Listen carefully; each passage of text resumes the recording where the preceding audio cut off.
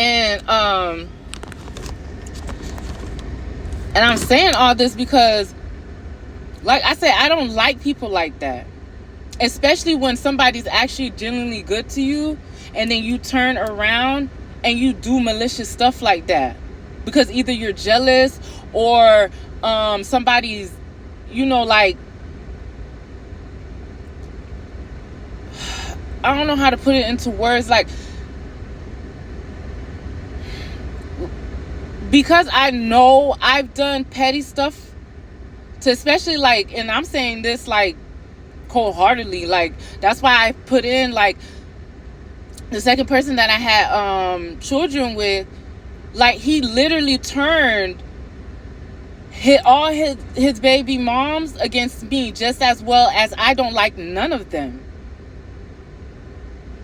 Like, and you would think, like, even with me being in the Hill place, what was so sad about it, I just started finding out stuff behind the scenes, even that he was doing, but they were also doing too, but they were doing it maliciously. Because I'm the type of person, once I find out you in a relationship or you messing with somebody, I'm not there's no understanding there. Because, like I said all the time, I'm not coming second best to nobody. And even back then, and I was not, like, drop dead gorgeous. I didn't love myself, but I still knew I'm not coming second to nobody. I'm not taking nobody sloppy seconds. And I will admit, the very last time, that's how my last child was born.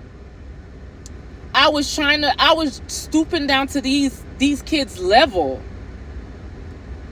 knowing that I was way above that. That's how I got pregnant with my last kid. And I will always take responsibility for that. Always take accountability for that. Because here I am trying to get back at somebody, yet I put myself in a predicament. Now I got a sixth kid that wasn't even supposed to be here. Because he was trying to play mind games with everybody that was included in this.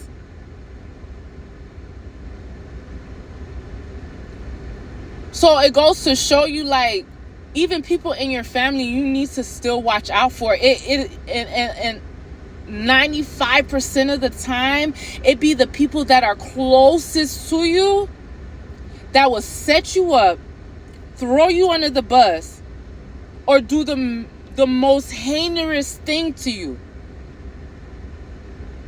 But you're so caught up in the fact that they're related to you. Oh, I have kids from this person. Oh, this person gave birth to me. Oh, this is a relative. It don't matter.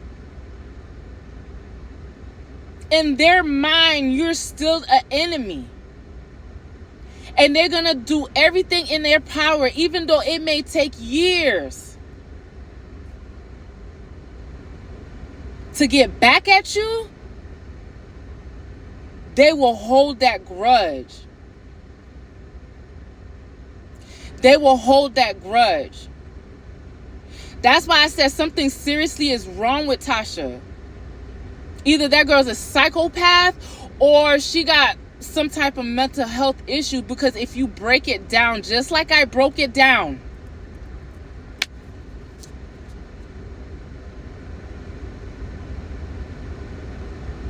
why wouldn't she have animosity towards any of her siblings? The moment that she needed her family, they literally, like, basically dropped her. And then treated her as though she was scum beneath their feet. But when it was all said and done, who they came running to when they had no place to go, when they had no money, when they literally was losing their mind, who was the person there? And she's the youngest. Who was the person she had to go? Who all of them had to go to? That girl was waiting for that day till they needed her. Why she came after me? Oh, y'all gonna hear the story why she came after me. And when I say it was real petty, but see, that's why I said she got the right one.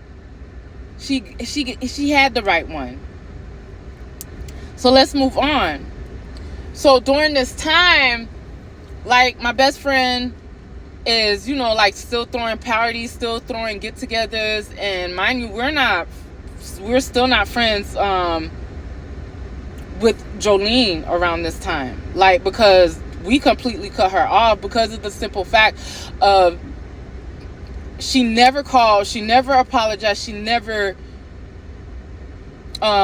did none of that. And I was kind of heartbroken because, like I said, I fell in love with the kids, and she was the opposite to my best friend. Like, the way my best friend was giving and everything like that, but it was like I said, she still had her mom ways where she was nasty, and you either owed her something.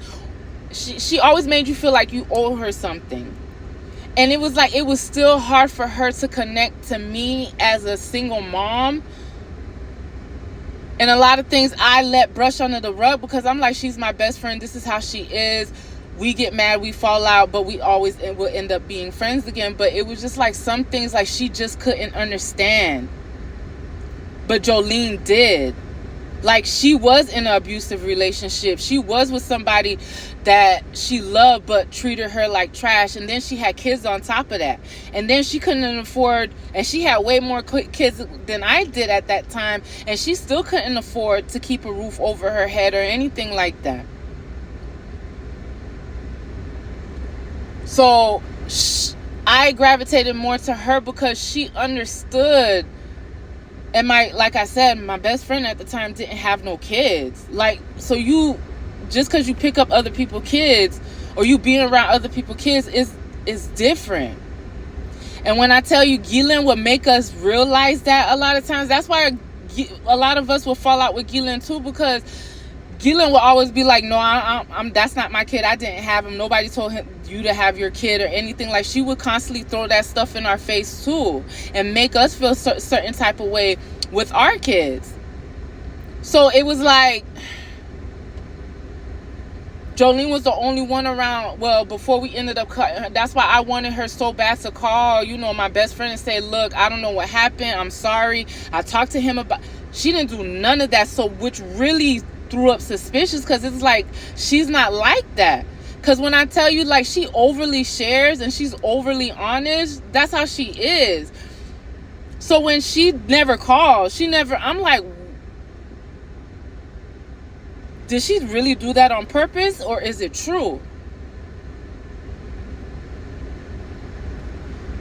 So a couple of months go by, I'm working, we're still going back and forth, and I'm not like,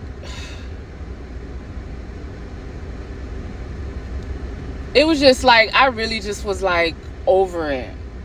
So when the second time I have to go back for my my checkup for my sonogram or whatever, Ghislaine comes pick me up. We go to the appointment. Now my best friend's at work, and he had came to watch the kids, because my best friend was, I think, working a double or something like that.